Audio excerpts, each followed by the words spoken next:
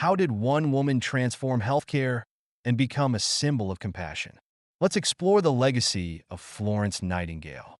Known as the Lady with the Lamp, Florence Nightingale revolutionized nursing during the Crimean War, 1853 to 1856, improving sanitation and drastically reducing mortality rates in military hospitals. Her meticulous data collection and advocacy led to reforms in public health and hospital design. She also established the first professional nursing school, shaping modern healthcare practices. Nightingale's work wasn't just about care. It was about combining compassion with science to save lives and advance medicine.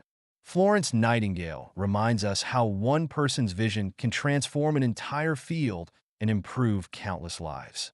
What inspires you most about Florence Nightingale's story? Share below and subscribe for more tales of trailblazing heroes.